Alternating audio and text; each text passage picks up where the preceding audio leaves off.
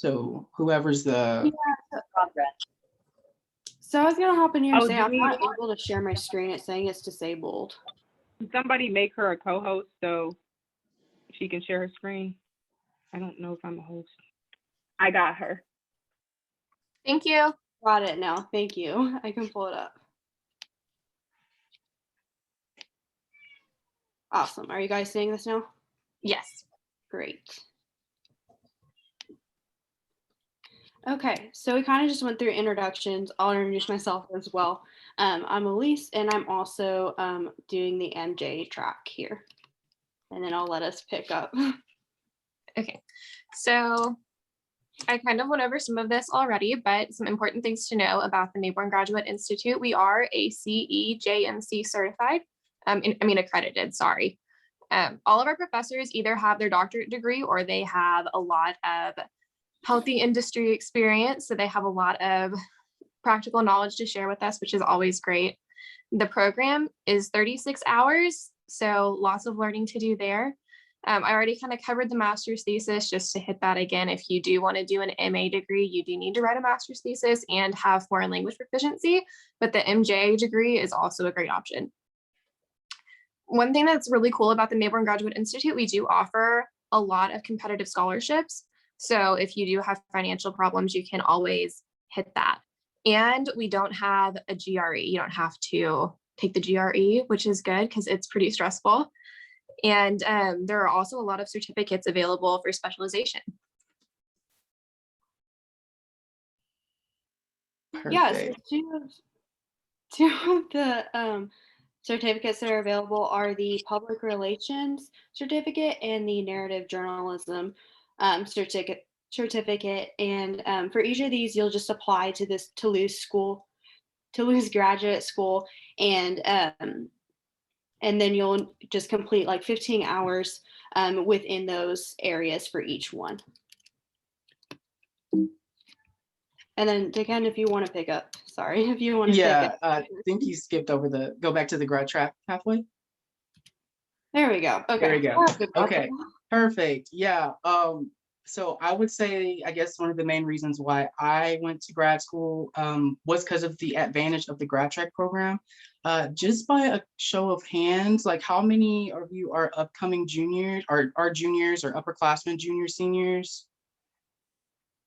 Anybody? Okay, I see a couple hands. That's cool. I wanted to just like make sure that like you guys, if you are considering to do either the MA or MJ program, the grad track program is like, it's very valuable. Basically what it does is you could take 12 graduate classes. So you can take your senior year. So you can take either 2 in one semester and then 2 in another in your senior year, and you'll be a third way done with grad school. And the good thing is too, is it'll be under the undergraduate price. So you'll be saving money and you'll be saving time. How I did, unfortunately, I came into grad school during the whole pandemic craziness, but what I did was I did 2 classes as in the spring, and then I did 2 classes in the summer for grad track pathway as an undergrad, and accounted towards both. So that's really a huge advantage. Another thing is no GRE required. You do have to have a 3.5. Your GPA has to be 3.5, and I believe you have to have a certain amount of hours to be classified as an upperclassman, I think as a senior. But yeah, I think the main thing is, I think a lot of people are, what we're going to try to push more so people could be aware if they are interested into going either MJ or MA, to go through grad track pathway, because it's honestly like it's a lifesaver. It saves you money. And I'm going to also talk about another program, which is the MSDCA program. Elise, if you want to. Sorry, I'm struggling a little bit here. Okay. You're good. So yeah, the MSDCA program, it's very accelerated. It's an accelerated program. You will have, literally, I think they're 8-week sessions, so you can get this done literally in one physical school year, which is great. It deals a lot with the studying of like social media analytics. If you're really interested into knowing how certain numbers work in the industry, how certain like how to interpret what these numbers mean, how to tell stories through numbers, basically. That's basically what the master's in digital communication analytics is all about. I know there's a couple of people that are taking it now and they say they do enjoy it. For me, like, I guess a great example for this would be, I've always thought about being I always wanted to research like music statistics or like streams for Spotify. So I felt like if I did take that program, it would have like better helped me understand what exactly I could have done. So yeah, that's pretty much it about that program.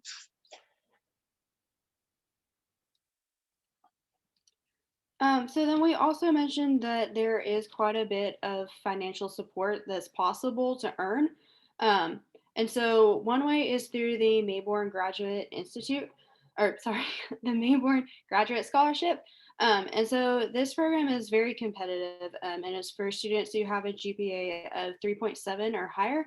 And that along with, there's a couple other qualifications. To apply for the scholarship, you need to submit a couple letters of recommendation and a resume and a cover letter, I believe. And so those things will help you be considered for the program. Obviously, it doesn't guarantee that you'll be admitted, but your application will be considered. So then a couple of other scholarships available are the Roy Busby Endowed Graduate Scholarship and the William G. Richardson Scholarship. So, if you're thinking about graduate school, but you're concerned about the financial piece of it, this is a really great program because there are a lot of opportunities for scholarships. And so again, Ms. Carey can give you more information about that. So I think we just want to open up for questions now and see if there's anything else that we didn't get a chance to cover that you guys would like to know. Even if that's just about our personal experiences or what classes look like or any of that, just let us know. Don't be shy. Okay, while y'all are thinking of questions, if you have any, I just wanted to say thank you to the NAHJ and NABJ for letting us come talk to y'all. We really appreciate the opportunity.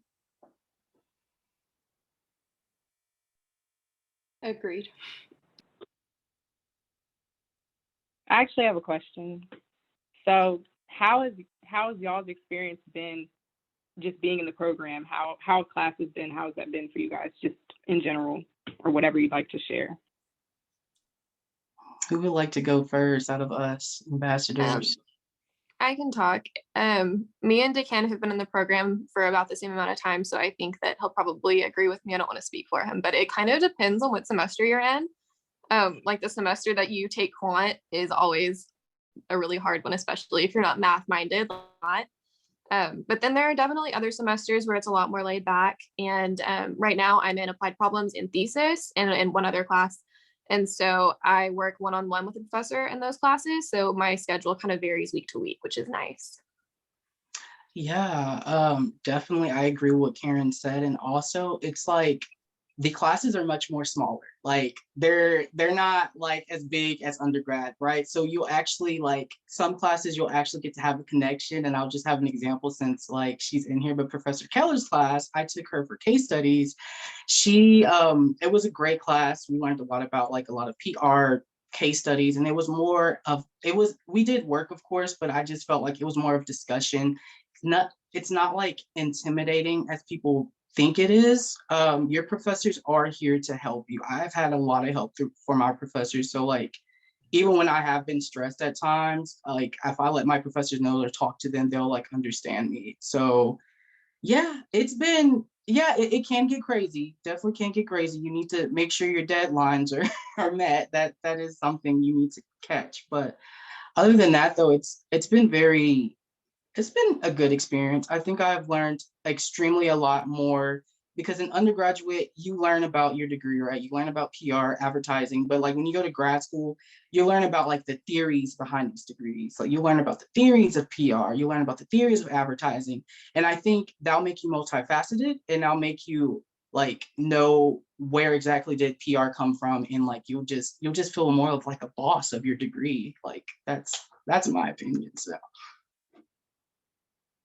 Yeah, and I would say too, like in my experience, I think one thing that's really cool about it is you really get to go after your interests and even figure out what that is because there's a ton of opportunities for research and writing. And so, you know, maybe on your first research paper, if you don't get to really, if you realize maybe that's not what you're interested in, then like, okay, great, you can kind of reframe, reset for the next one. And there's a lot of, like Dekan was saying, there's a lot of teacher interaction. There's a lot of opportunities to really like ask questions and just focus on what you're interested in and what you want to learn. And so it's just a really great way to, yeah, I think just kind of figure out your interest area and focus in.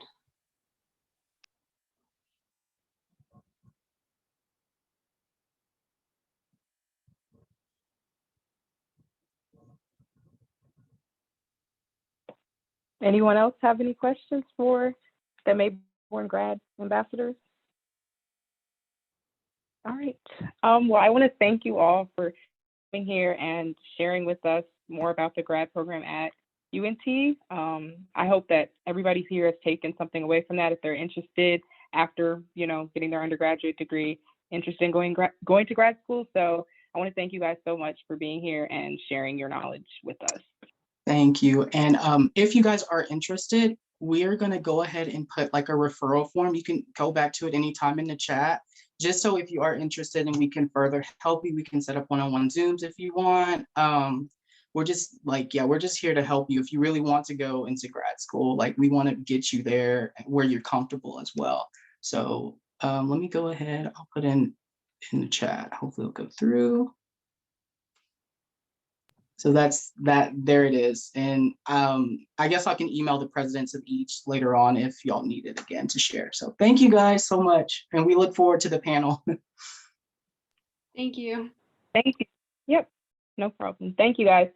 So to start, we're gonna start our UNT NAHJ NABJ minority panel. So to start, I'm gonna introduce myself. I don't know if people know who I am yet. My name is Casey Hubbard and I'm the president of the National Association of Black Journalists at UNT. I'm gonna let my VP and everyone else introduce themselves. All right, hello everyone. My name is Kennedy Govan and I am the vice president for the National Association of Black Journalists. Hi everyone, my name is Alejandra Balbuena and I'm the president for the National Association of Hispanic Journalists.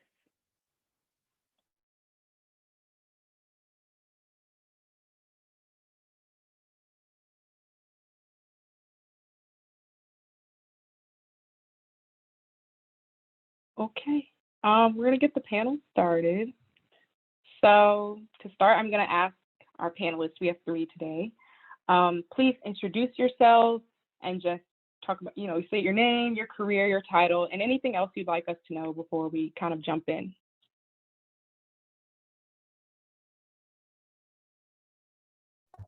I'm happy to start. I'm Vicki Walton-James. I'm Chief National Editor for NPR. Thank you all for having me. It's good to see everybody. Casey, thank you so much for inviting me. Mean Green, is that who you, that's what you all are, right? Okay. Just to tell you a little bit about myself, I've been at NPR for about 12 years now. Before that, I was in newspapers at the Chicago Tribune and the Kansas City Star. In my job right now, I oversee national coverage for NPR. I have a staff of about 45 people, reporters, producers, and editors, and it's our job to cover the country. Our beats include immigration, criminal justice, national security, race and identity. My race and identity reporters right now are in Minneapolis covering the Derek Chauvin jury selection and ultimately the trial. And our desk produces stories for NPR news magazines like Morning Edition, All Things Considered, the Up First podcast, Consider This, and also we write stories for npr.org. Again, before joining NPR, I was at the Chicago Tribune for several years, and before that, my hometown newspaper, the Kansas City Star.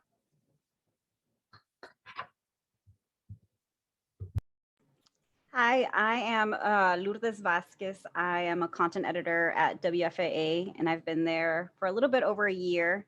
My background before coming back to English news, I worked in Spanish news for the Dallas Morning News, for Al Dia. I was a correspondent for Cox Media for their Spanish newspaper, or their digital platform, and then they also had a newspaper. So I've worked in Spanish news or news in Spanish for pretty much a decade. And now I'm a content editor, which is a hybrid position of assignment desk and then also writing stories for our website. And I also went to grad school at UNT. So that's just a little bit about me.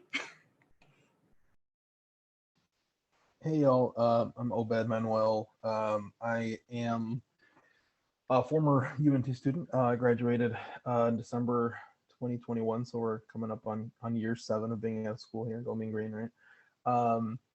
I was most recently a reporter at the Dallas Morning News for about 2.5 years, where I kind of covered pretty much everything that you can kind of imagine, mostly with a focus on issues around immigration, issues of inequality, basically, you know, the little guy. That was kind of my focus. Before that, I was actually a freelancer for a long time. I was editor at a small website called Central Track here in Dallas for about a year. And before that, I was basically a freelancer, kind of trying to break in. I'm a graduate of the Report for America program, which is how I got hired at the Morning News. And starting next week, I'll actually be starting my new role at Colorado Public Radio as an audience editor. I'll be working primarily with the climate and investigations team, but there's kind of like this really cool particular focus on trying to grow and kind of better serve the, you know, communities of color, underserved populations in Colorado. So I'm very excited about that. And thanks so much for having me. I'm really excited to be here to chat with you guys. Again, thank y'all so much for coming, and thank you so much for being here and sharing your time with us. So our first question would be, what inspired you to enter your career field, and more, how did you get involved in the field, really?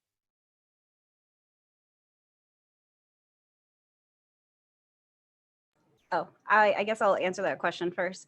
So what inspired me to get into journalism was actually mi abuelita, my grandmother.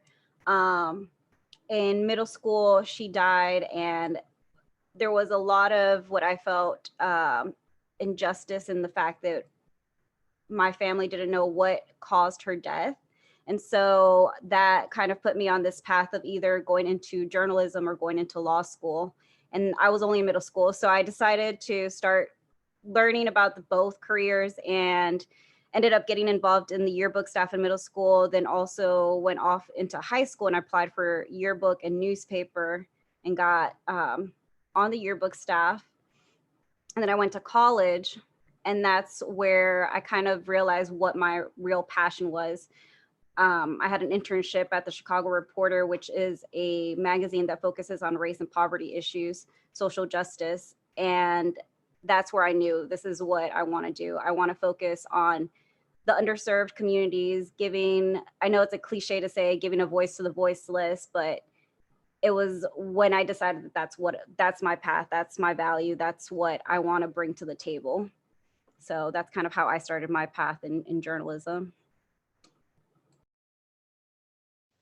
I can go next. I actually, it's a funny story. So I always wanted to be a writer. That was kind of my always the goal, always the focus of. I still consider myself a writer, even though maybe I'm slacking a little bit in that department lately. But I actually started writing from like high school newspaper here in Dallas, and funnily enough, actually, I won this award as a high school senior from the Dallas Morning News, and I was like, you know what? If these people think I'm good enough to get an award, then maybe I should just follow through on this.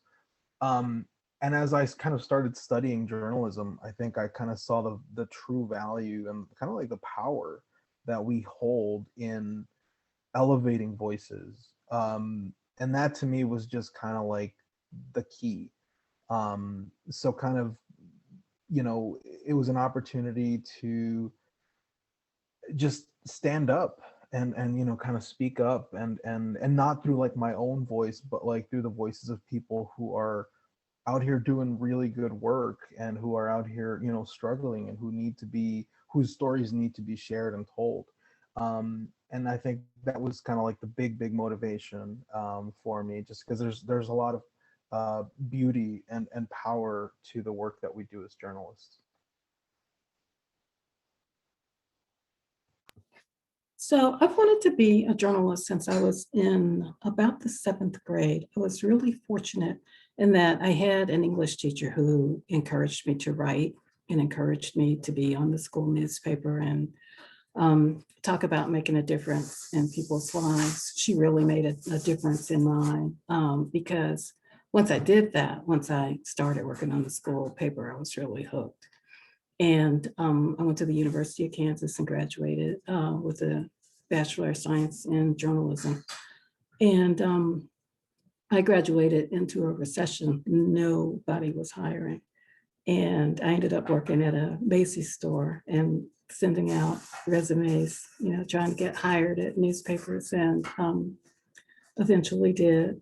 And, you know, the thing that I have loved about journalism is really being able to tell people's stories, to try to make a difference in the world, to try to make the world better by informing people and helping them to make good decisions, better decisions, to help them understand their communities, their states, the country, the world. I think it's just incredibly fulfilling.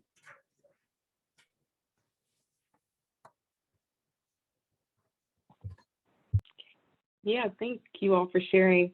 That gives a lot more context to, I think a lot of us can relate wanting to be in the field for those reasons, you know, reasons surrounding just reaching the truth and finding the truth, and just pursuing our passions and our dreams. So thank you for that.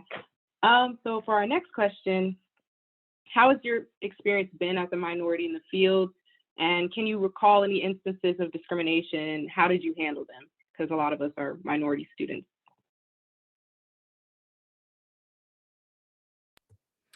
I'm happy to start with that. I have honestly had a wonderful career in journalism. I've had a lot of opportunities.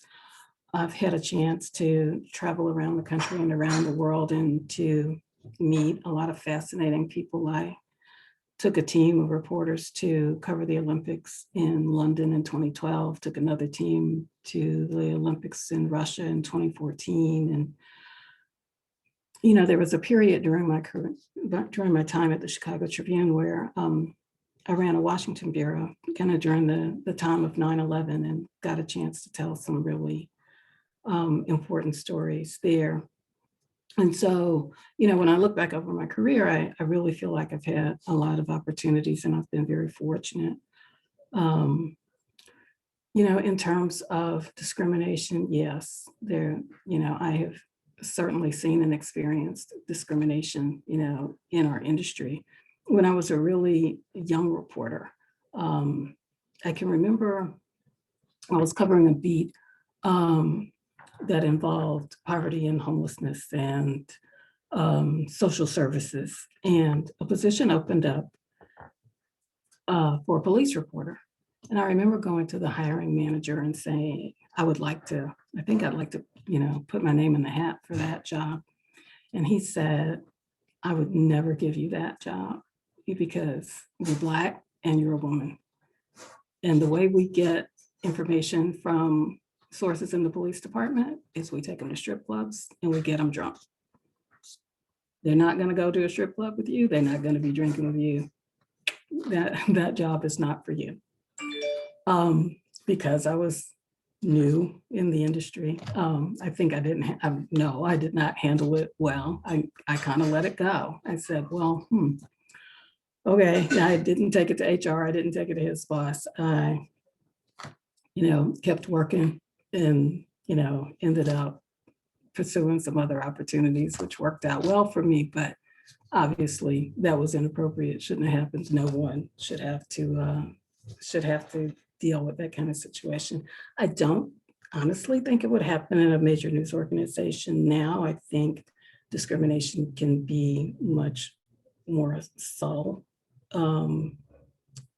in terms of, meetings that people are not invited to, or opportunities that they never know about because they aren't posted, or, just those kinds of things. And so, it certainly is something to be aware of.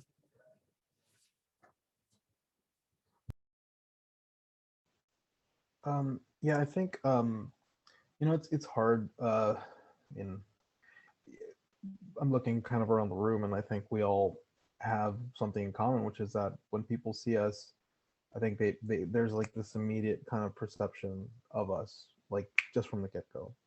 And that unfortunately does translate to to the newsroom. Unfortunately, some newsrooms and to some editors, some leaders that you run into. I myself I'm an immigrant, and I've focused a lot on immigration issues, and I make it very known that I'm an immigrant. I choose to report on these issues because not only are they like near and dear to me, but I'll say it, like I have a better understanding of immigration, particularly in Texas, than, I'll say it, a white man from Connecticut. Like I do. And that's just based on my life experience. That's based on things I've constantly read about, things I've researched constantly. But unfortunately, like even like a strength, what I have always seen as a strength can be sort of played against you. I had an instance once where I was reporting a story about a raid, immigration raid that happened April 2019. And as we were kind of reporting the story out, I added this quote from one of the women who was arrested during the raid. And, she said something along the lines of, I'm just here trying to earn my daily bread.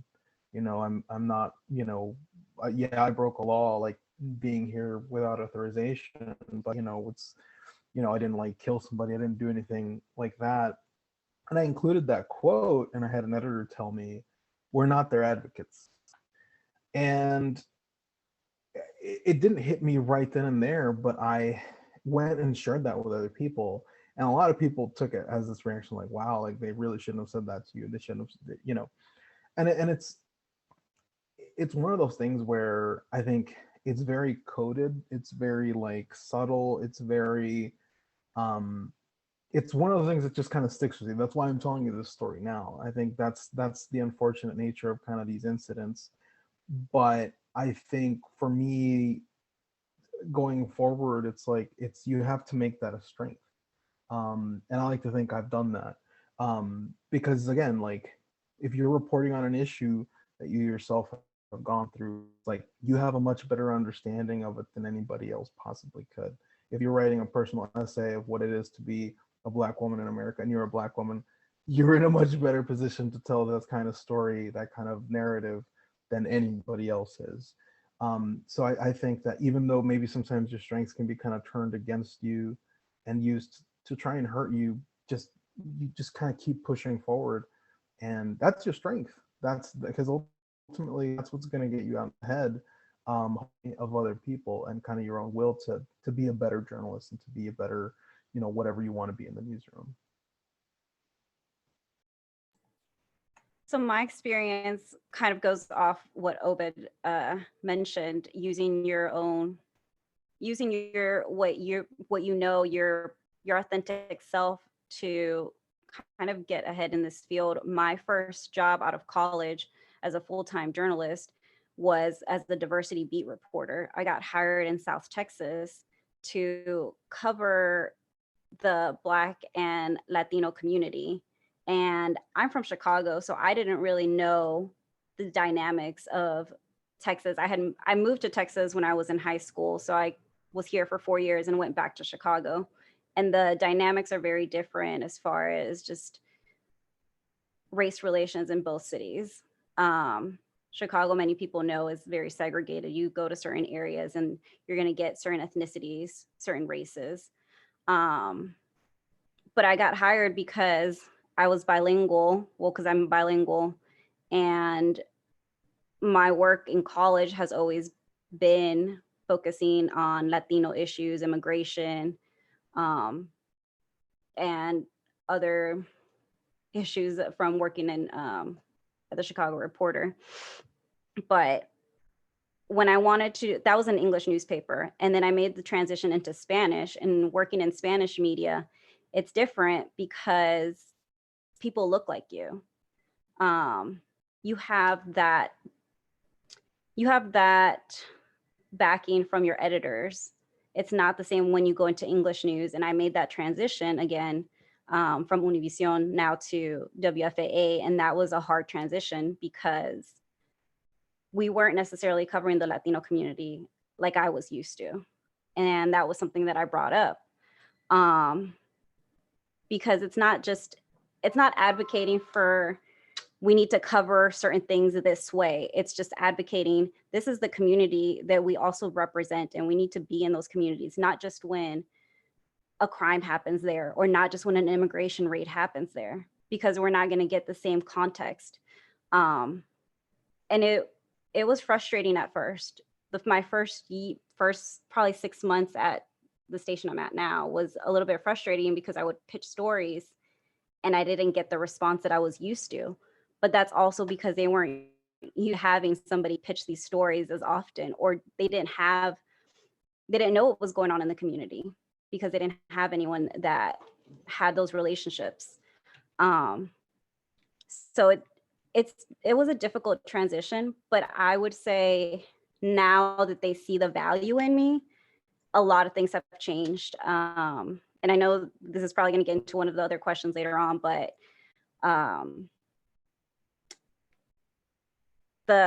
you talked about, have I ever faced discrimination, or have we ever faced discrimination while working and covering immigration issues? I remember specifically going to do a story on, what was the story? It was on, I think it was women leadership. And I had parked my car and I came out and I had the tag of where I was working for, the media outlet that I was working for at the time. And somebody had come and scratched my car.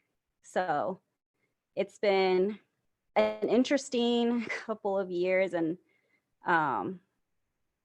yeah, it's you have to use your knowledge and your authentic self to persevere. And I think right now, because of the racial reckoning and people are now wanting to make change in the newsrooms, it's a great opportunity to start using what we know. And a lot of newsrooms are looking for diverse voices.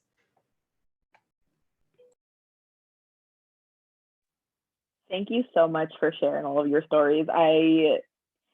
It's something that we all face, the microaggressions and the commentary, but it's good to hear that you guys are still advocating for us and for your communities. And Lourdes, you were right, this does actually lead into our next question. So these past couple of years have been incredibly intense for Black journalists and journalists of color. How do you feel about the state of diversity and inclusivity in the field in these past few years?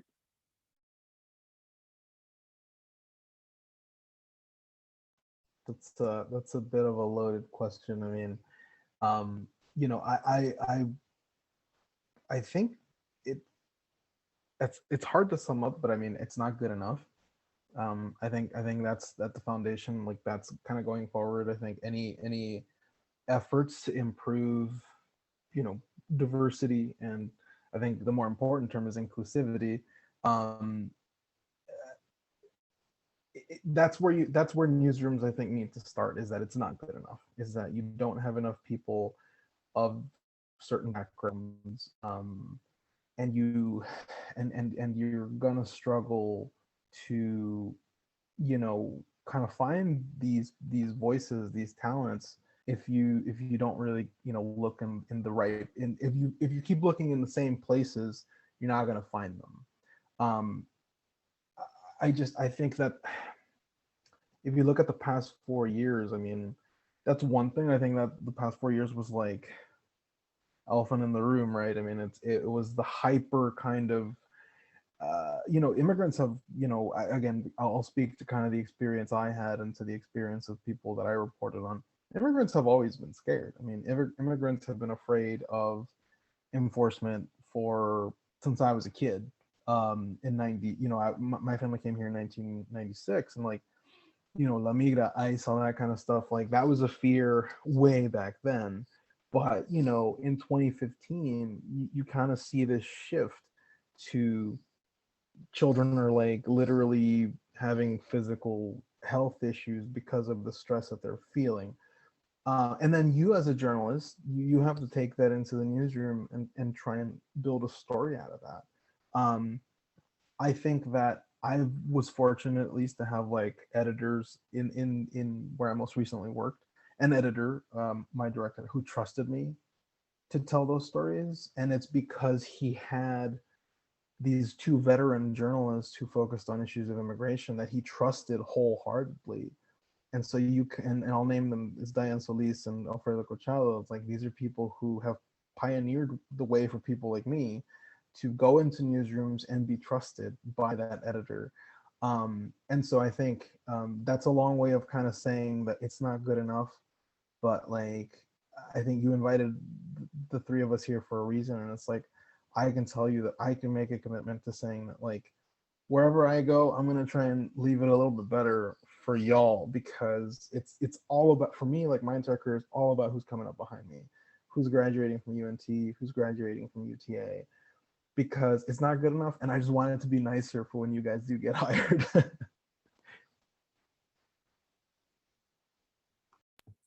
I would totally agree with that. I'll take the first part of your question just about the last 4 years. I think it's been a tough time for journalists, period. Because when the message coming from the highest office in the land is that journalists are enemies of the people, that affects how you feel, how you do your job, how some people will respond to you, or will choose not to respond to you. That can kind of embolden people to be their worst selves. And so that's tough. I think for journalists of color, I think we all saw how African-American women were treated in the White House press corps. We had lots of reporters covering protests for racial justice over the summer, and that was not easy. Many of them were arrested, some of them were injured. There were just a lot of challenges in lots of different ways over the last few years. But I think it's so important for us to be in this industry and to tell the stories that we're telling. I'm so encouraged to see all of you all here on the screen today, because we need you. We need you in this industry telling stories of our communities. Newsrooms need to be more diverse, and I think a lot of news organizations recognize that and are working on it. But also our story selection needs to include so many voices from so many different communities. And not just our story selection. I think what happens right now is, in a lot of news organizations, you hear voices of people of color when the story is about people of color. But if it's not a story that deals specifically with race and ethnicity, often our voices are not there. And so we need you all to help with that and to train the next generation so that we have more and more people telling us stories.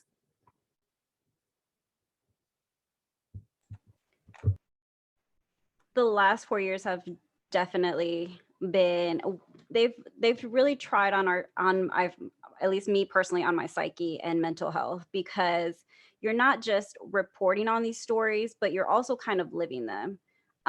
You can't take yourself out of the realm of, okay, today I'm just a journalist and I'm not Latina. My husband is Black, and these conversations, we have them all the time. So it's not like I can leave the newsroom and not continue these conversations. It's been very difficult, but I will say, because of it now, I mean, to me, honestly, it's been a little bit frustrating because what's going on now has always happened before. So now people are paying more attention because there are people in the streets and protesting. And because of the pandemic, people can't go out and they have to listen.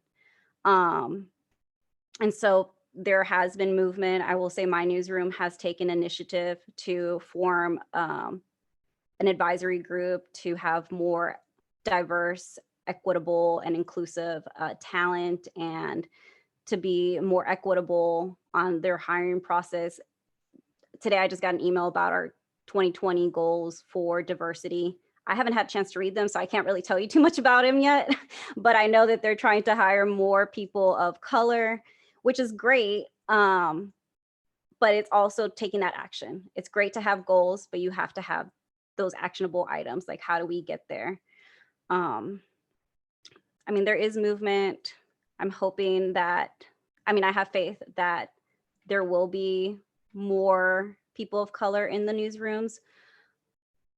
It's just been a process to get there. And so, you know, we're hoping to, I know that Obed said this too, but we're hoping to pave the way so that you all don't have to necessarily keep fighting the good fight of going into those newsrooms and saying, this is an important story, and it's just an important story because it's Latino. It's an important story because it's our community. And then we're supposed to represent the communities.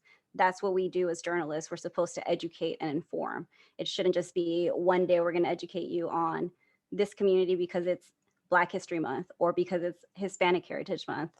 I know I came into my newsroom, and after months of feeling like I didn't want to be known as like the Latina who only pitched Latino stories, it just had to be done. And so it's me. But I'm glad that they're listening, and I've seen that in stories, either I'm writing them or someone else is working on them, and that does give me some hope. So I was gonna say, I want to add something just to, I think to add to kind of, I guess, end that kind of question on like a positive note. Like I'll tell you, me personally, like, yeah, I left the morning news after kind of like the summer of protests and stuff, and it was just because I had been kind of like running myself, like, just I was running on fumes, and then kind of like the protest coverage, and I was kind of like one of the first reporters out. And it was bad. And a lot of you guys are following the news here. It was bad here for a couple of nights, and then we had this horrible thing happen on the bridge. But the job that I'm actually starting next week, I just want to share that because I think it's a positive. It was very motivational for me. I wrote this kind of blog post about kind of like why I was leaving the newspaper, and it was all about how like really wanted my next thing to be very beneficial, not just to myself, but like it needed to mean something. It needed to mean an improvement of, be it the industry, be it media, whatever. And my now boss, who is close to middle-aged white guy, saw that, and he said, look, you were kind of at the middle of these two major events, the pandemic and, you know, this moment of reckoning, you know, last year as a reporter. And he said, he wanted me specifically because of that experience. And it was just like this moment of like me doing this for years and putting who I am out at the forefront, being an immigrant, being somebody from a community that, you know, in Dallas has unfortunately still faces a lot of inequality. He wanted me because of that. He wanted me to just come in and just like pitch these stories. No, he wanted me to come in because of that experience. And like, he hired me, and now I'm in leadership. And I think I you know, I'm not trying to toot my own horn here, but it's just people, there are good people in important news organizations who are having these moments of realization. And I just think that's something to really keep in mind, just because we've lost a lot of journalists of color over the past 4 years leaving the industry. And it's still going to be a struggle going forward, but like, you know, like we all just said, hopefully there are better days ahead.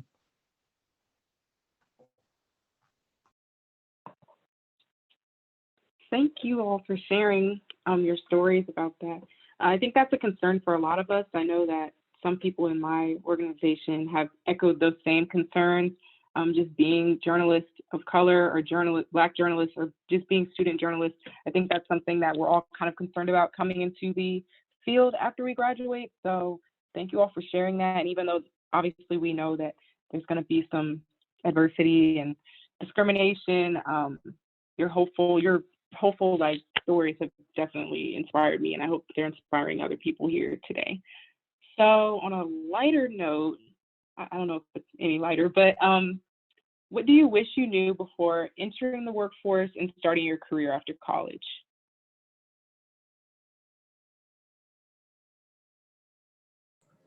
I think one thing that I wish I would have maybe, I mean, we know that we're going to be covering crime and talking to families in their most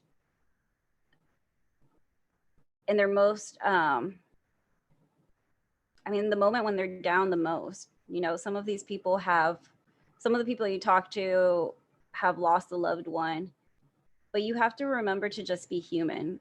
Don't put up that barrier of, I'm a journalist and I don't have feelings, because you're a human, and that's really how you get those interviews. People see your authenticity, people trust you because they realize I'm talking to a real person. I'm not just talking to a reporter, a real person who has feelings, who maybe shops at the same place I shop at. Like, we have some similarities. And I think that's something that in school you learn, focus on making sure you're not too close to the source. You are a journalist. You don't have, well, at least when I was in college, I don't know if things have changed, but at least when I was in college, it was like, you don't have feelings. You're a robot.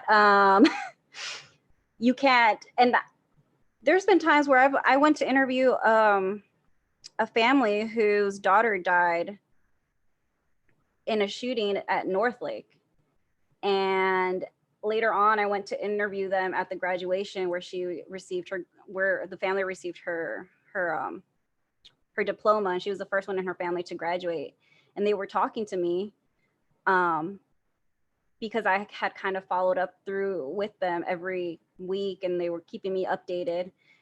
But I mean, I shed a tear because I'm like, I'm the first person to graduate from college. Like, that, certain things touch you, and just by, you know, showing that I am a human and just feeling those emotions, I continue, like, they continue to call me. They tell me about what's going on in their life. What adversities are they facing? You know, you lose a child. That doesn't mean that time kind of helps, but it doesn't heal everything. And so that's kind of an ongoing story that I've been following too. I think what I wish I had known or would have focused more on is just having a variety of good internships. It's so important. It's just really important to have as much experience as you can have working in a newsroom, even just for a summer or a spring break or whatever you can land, because it gives you a better understanding of what appeals to you. What kind of coverage are you most drawn to? What's your medium? You know, maybe you thought you were really interested in newspaper, but you're interested in radio, or vice versa. And the more experience you have in a newsroom through internships, just the better sense you will have of, you know, how you want to shape your career. It also gives you a chance to develop allies and mentors, and those are really important people for your career development. Yeah, I second all of that. I think I'll say two things that I think I wish I had known. One is this one is because I learned this recently, and I think and y'all are younger, so y'all are like already a better generation than us. But like, take your mental health very seriously, because I think that's, you know, I'll share with y'all. I only started therapy like last fall, and it's been a bit of a game changer for me. So I highly recommend that. If it's not necessarily therapy, just really take it, take your time when you have it, because it's everything, right? You aren't just a journalist, you are a person. Like, you are a student, you are this, you are that. I don't know if any of you have like kids or something. Like, if you're like, these are all weights that you carry. So I think it's very important for you um to take that seriously. And the other thing is, don't be intimidated by like the three of us. Like, if you ever see us, I think at like conferences or something, like when the day that happens again, if you ever see us at conferences, don't be afraid to like come up and talk to people, because I'll tell you guys a story.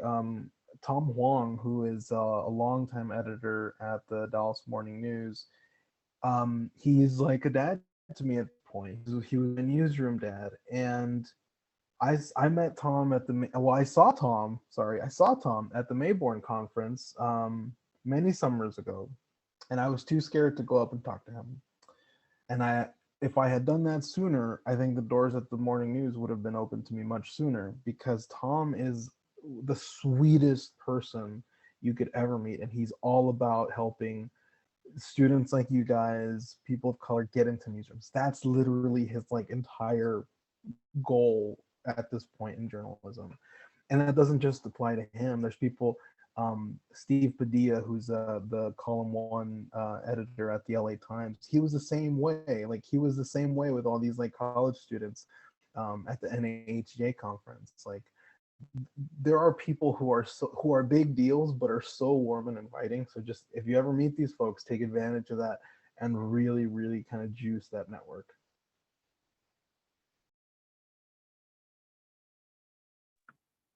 Thank y'all so much for these like really crucial pieces of advice. And Obed, specifically, I love telling our NAHJ students to network. I'm a big fan. I slid into most of these speakers' DMs because I'm a big fan of Twitter DMs. So I believe in that. If right now in this pandemic, use those Twitter DMs wisely. So right now we're going to open it up for student questions. Y'all can unmute yourselves and ask a question, or you can put them in the chat and we will read them out.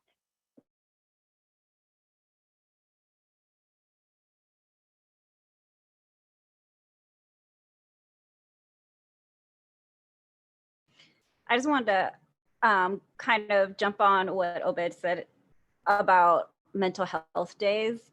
We, as a journalist, I mean, you're gonna see a lot of things. And I had a firefighter, maybe it was a police officer, recently asked me, he's like, do you guys get post like trauma training, or like, does anybody talk to you post therapy? And I was like, no, we don't. We should. And he's like, really? How do you? He's like, but you guys kind of see what we see. And I don't know if you all have noticed this, but journalists have dark humor, because I feel like that's our coping mechanism. It's not a good thing, but it's definitely a coping mechanism. So definitely take your mental health seriously. This can run you down to the ground. And that's just also because you engulf yourself in everything. You engulf yourself in the community. Sometimes you live in the community. You are a member of the community. So you can't just turn that on and off. So definitely just reiterating, mental health is very important.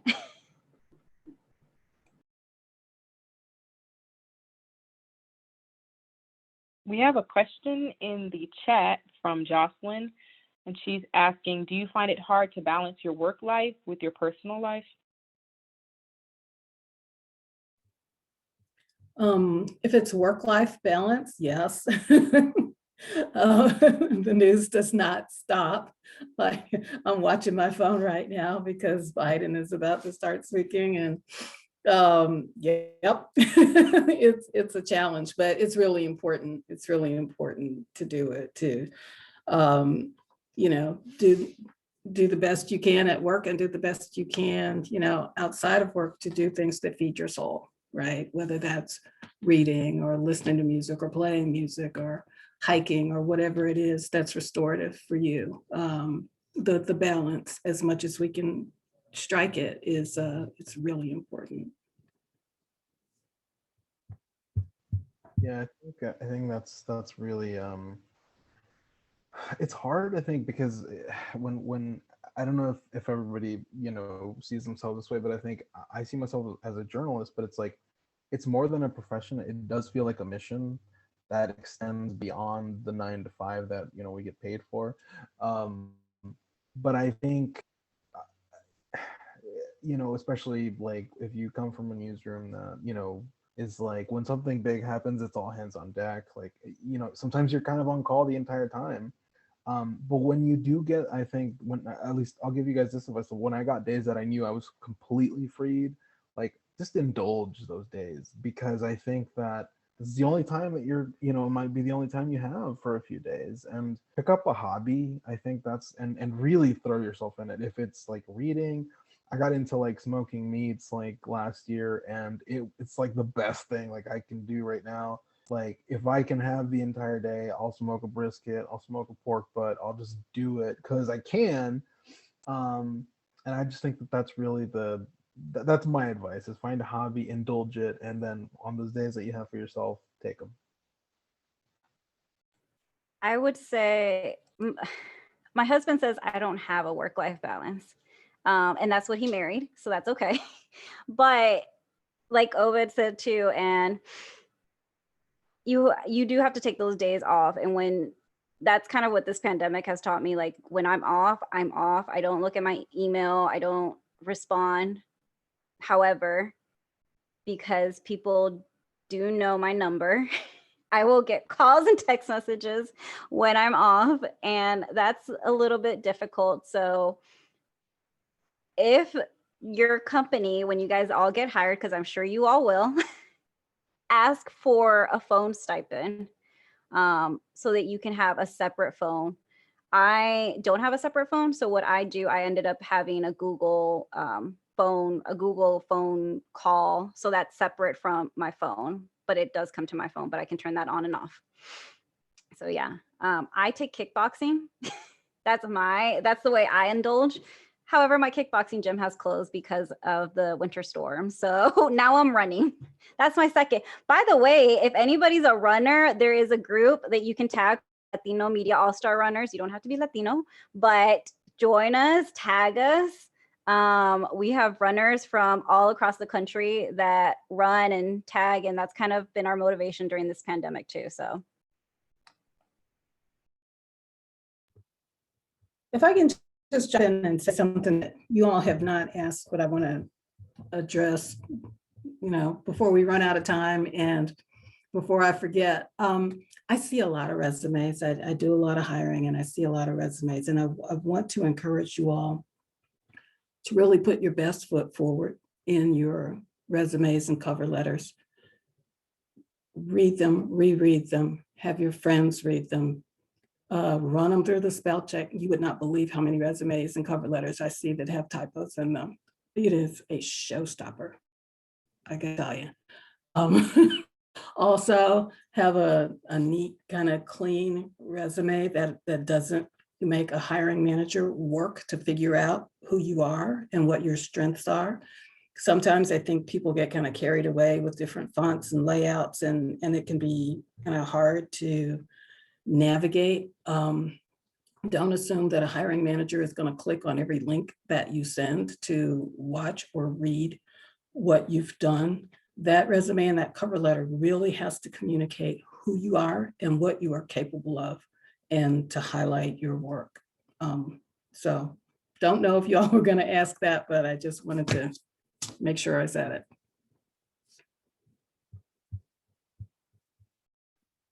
Thank y'all for all of those great answers to that question. We do have another question in the chat from Norishka, who asked, what is your favorite story that you have written or worked on?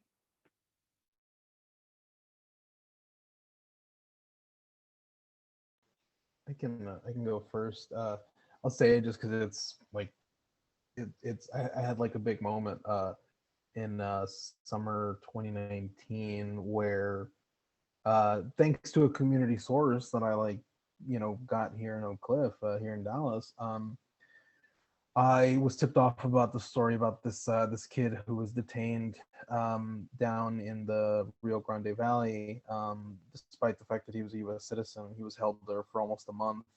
And that was my story for that 1 week in July of 2019. And like, it was one story a day, basically Monday through Friday. And it was big. Like, I got on CNN and did all this stuff. And I think it wasn't even like the fact that like it got all that attention. It was just the fact that I think it just kind of showed the power, I think, that a simple community connection can kind of pay off that way. It's a guy that I check in with every single week, and usually he feeds me like crumbs, and this ended up being the biggest story of my career. So I think it goes back to like that human connection. You build a connection with somebody who trusts you to text you every now and then and check in with you, and you just never know where it's going to take you. So I think that's definitely my favorite story, just not because of the magnitude of it, but because of where it started, which was a simple text message, and to me being on CNN. And it's like, it sucked being on CNN because they were very like, make this about Trump, and I wasn't trying to make it at all about Trump. But I think it just kind of showed the power of that simple human connection.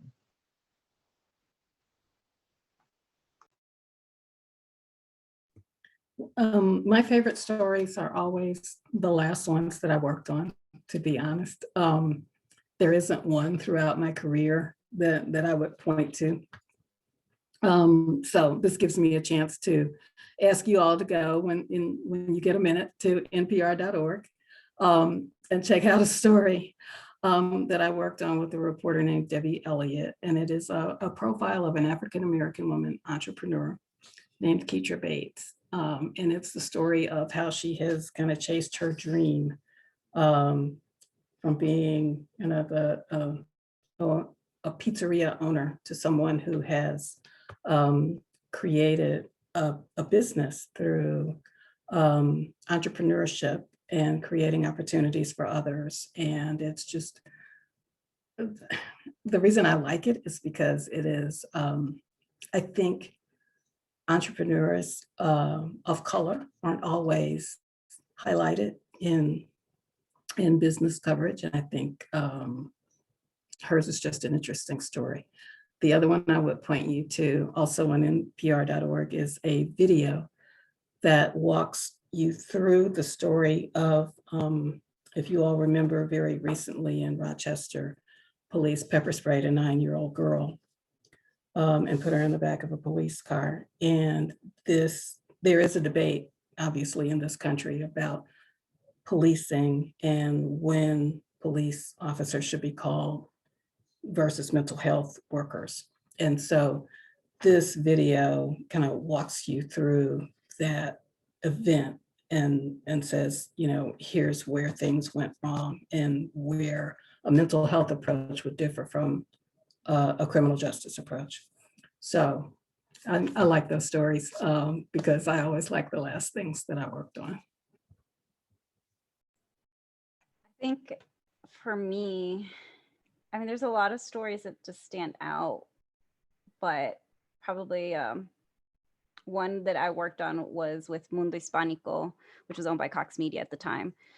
During Hurricane Katrina, we had a lot of immigrants come to the shelters that were here in Dallas, and one of them was in Irving. And I had gone there probably a couple times, and there was this man that would always come outside and talk to the media. And we were just having a conversation. He's like, yeah, they took my fingerprints when I got here, and they took my children's fingerprints when I got here. And he was an immigrant, didn't speak English. And I asked him, well, why did they take your fingerprints? And just by luck, the chief of police for Irving was walking in. And so I ran and I asked him, I said, so I just talked to somebody who's here at the shelter who told me that they were taking fingerprints, and they also took children's fingerprints. And he admitted that they had taken the children's fingerprints. It was totally by mistake, according to him. but I was able to just get that exclusive because I was just talking to people, and you never know who's going to become your source. You never know who's going to have a story. And that's why you need to treat everyone with kindness, treat everyone as a human being, because they could give you that next exclusive story. So I ended up doing that story, and then other stations ended up picking it up as well. But it was, I mean, it was just very interesting because after that, it was right as SB4 was going to be implemented.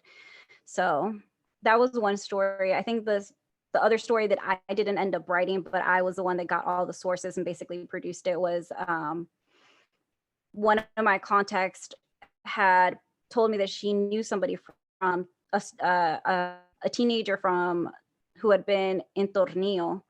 And so we were able to talk to him, and he just recounted to us what it was like living there and how he was 17, he turned 17 in Tornillo. And then, but if he had turned 18, he would have been able to be deported, but since he was still a teenager. And that was the first time that our station was able to get somebody. And it was because I had worked my sources. Yeah, so those are just kind of two of my stories that stand out to me.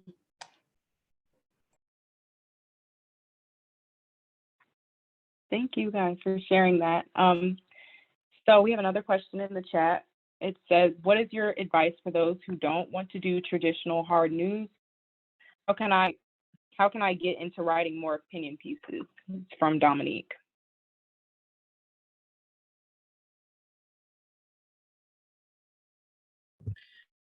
People often transition into opinion writing by doing hard news coverage of some sort. I mean, you have to cover a topic and get sourced in it, really, to be able to be established someone who has a valid opinion on it. And so I would say find a way to grow your expertise in the topics that you want to do opinion writing on, because you have to have something to build on, right? Everybody has an opinion about, you know, what's happening in the country, what's happening in the world. What will make yours more valuable than others? You've got to consider that as you go forward. Yeah, I just want to.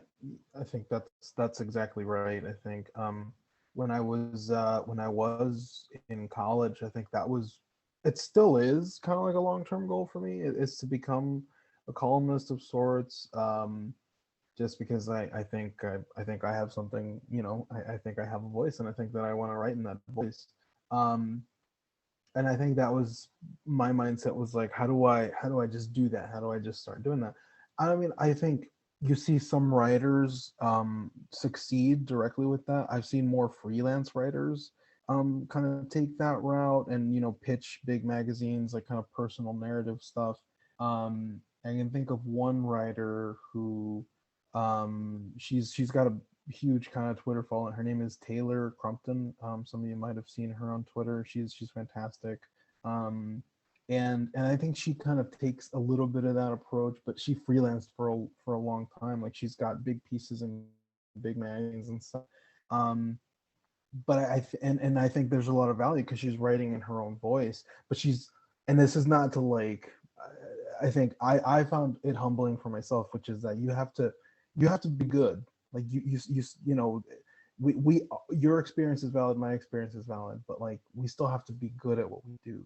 And so that's not to say that you're not a good writer. It's to say that I think that you'll find, I think that like people who enter that world directly or build into that world are like very, very prolific writers who have a way of condensing ideas and arguments, right? And that's the whole point, into a way that it's like, it's not like, it's more educational than it is preachy. And I think that's kind of like a fine balance that you walk.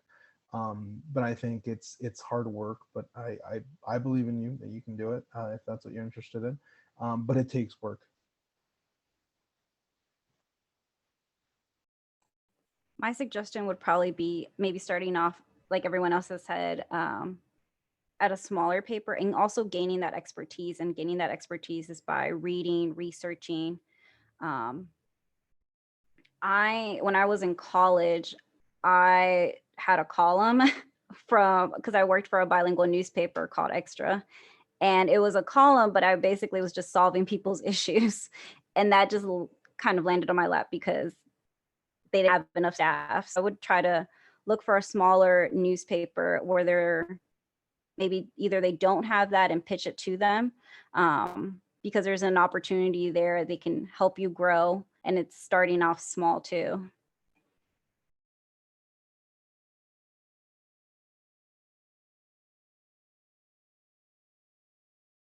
That's all great advice. So to finish off, I'm going to ask the last question now. I know where I'm going to ask, I'm going to ask the last question just to kind of wrap it up and see what y'all's advice is. I know that Ms. Vicki kind of already touched on it, but do you have any tips on scoring internships or jobs for college students or soon-to-be graduates? What to include in a portfolio, anything like that? Feel free to elaborate.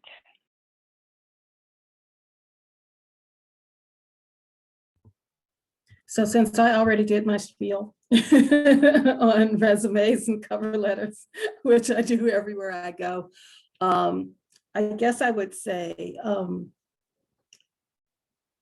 really try to be as well-rounded as you can. This is what I would add to what I said previously.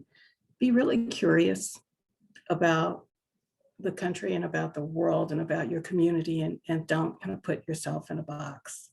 Some people decide pretty early on, well, I want to do this, and this is where I'm going to point myself. And I think it's great for us to chase our passions, but I think we want to explore enough to want to know what our passion, to be able to find out what our passions really are. Read everything, consume everything, be open to different possibilities. It'll make you more well-rounded. You might find something that you just love that surprises you. So be curious and be open to the possibility.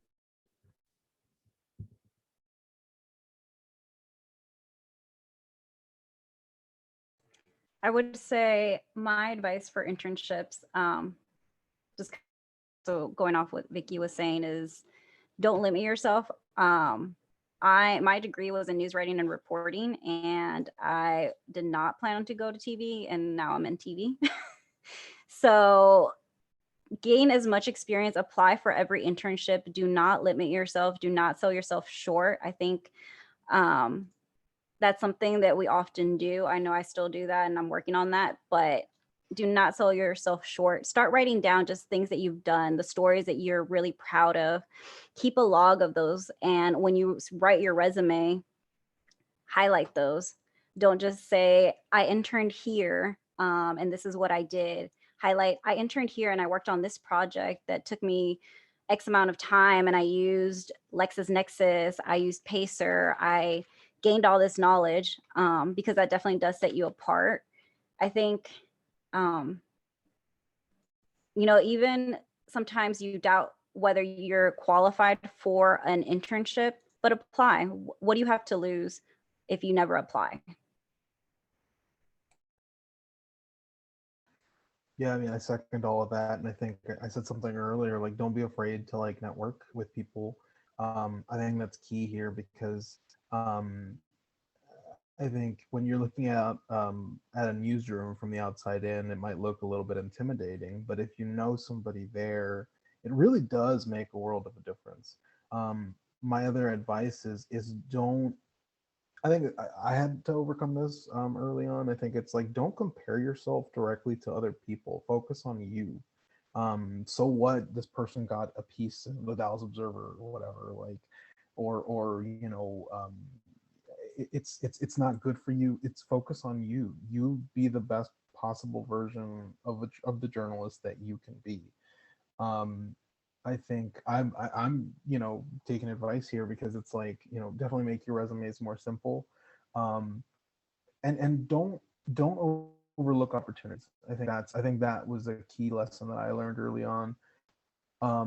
Because anywhere that lets you, especially early on in your career, any place that lets you grow and experiment and write and practice what you want to be doing is where you need to be, especially if they're paying you.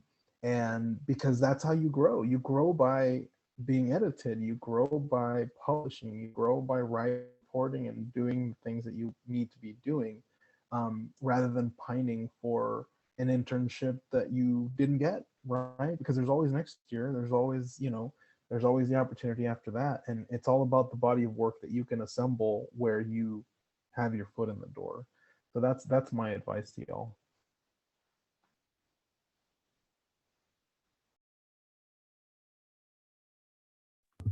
If I could just add one more thing, I would say while you're in college, create as much content as you can.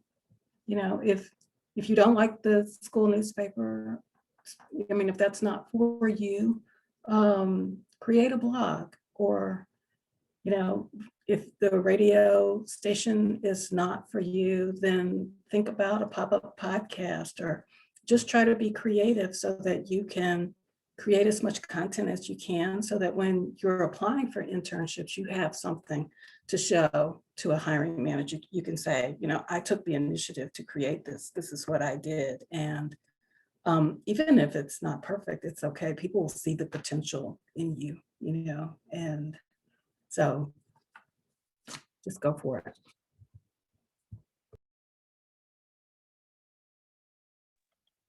Well, once again, thank you so much to our speakers. It's literally the biggest honor to have y'all here, is talking to us and giving us your advice. If everyone can do me the favor of smiling into your camera, because I like to take pictures. So everyone give me a nice big smile. Casey's gonna take the picture, so everyone just.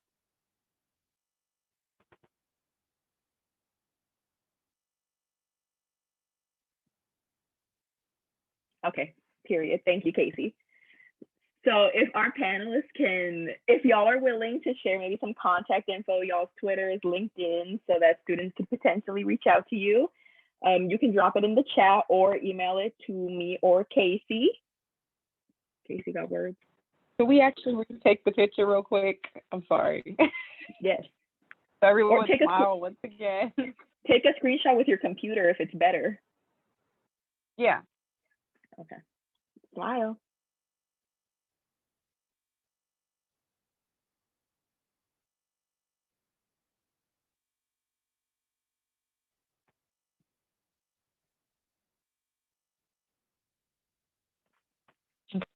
Got it. Okay, awesome.